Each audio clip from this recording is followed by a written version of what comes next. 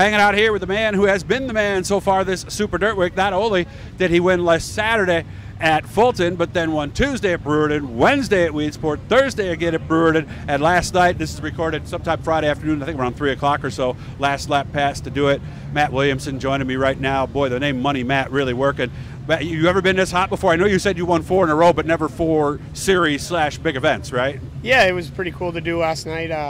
Got a little lucky, and that's what you need to win them races is a little luck and a little skill. So luckily we Larry was probably the car to beat, and he broke, and we just capitalized on it. Oh, that was the luck part. So yes. You would not have caught him, you do not believe, no, if he did I don't not think break? So. I think I was third there with about 5 to go, 10 to go, or whatever it was, and probably was settled into third. And when Larry broke, he brought up the caution, and that gave me a shot at Ronnie. Okay, how'd we get Ronnie? Ronnie Davis, right? Yep. Okay.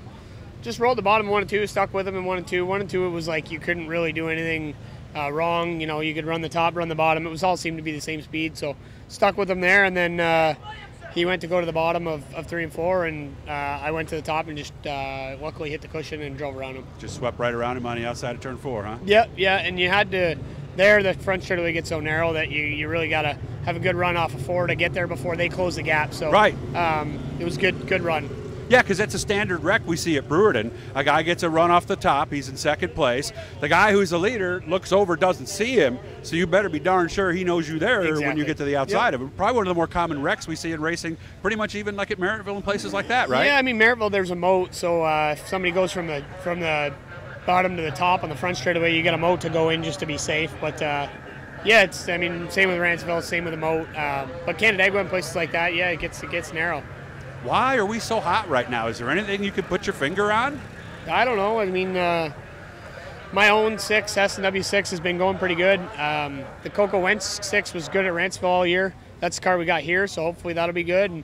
And Buzz's car, we just seem to be getting that rolling too. We were good there at the beginning of the year, and then had a little bit of a lull there in the middle, and we were searching for magic, and everything's clicking on all 8 cylinders, and hopefully we can have a good Oswego here.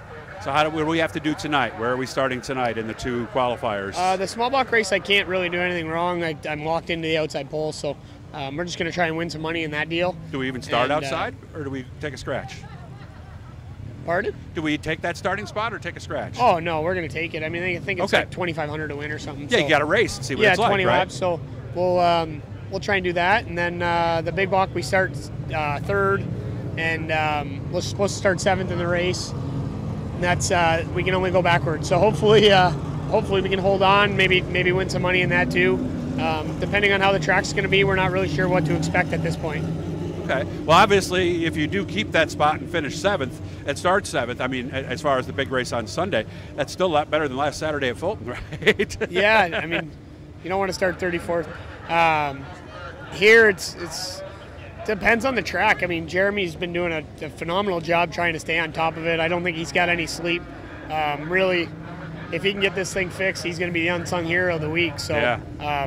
I think every driver should really appreciate how much work he's putting into it, and he's trying pretty hard to get it right. So got to give a shout out to him, and hopefully on Sunday you can pass, but you don't want to start 34th if the track's got any ripple or roughness to it, because it's tough to pass. So is Fulton that unique? I mean, because Jimmy Phelps even came 40th to lead briefly. It was good. I mean, Fulton is a fun place.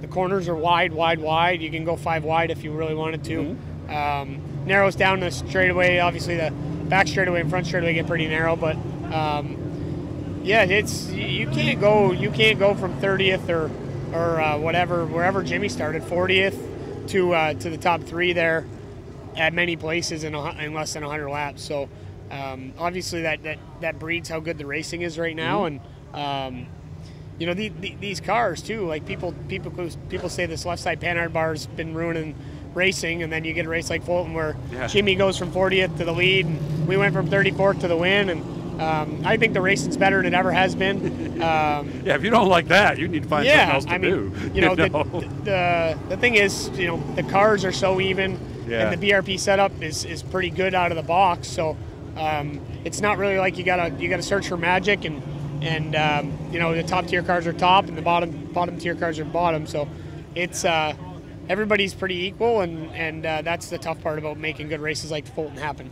And even though you're not over at the tent, the Bicknell tent, I would imagine you strongly encourage every single driver in this pit area who has one, even the sportsman guys who are mid-pack at their weekly track, get your butts over there, right? Because it's free, yeah. and right? Yep, whatever you got to do. You know, they're obviously going to help them out and do whatever they can to make you go faster.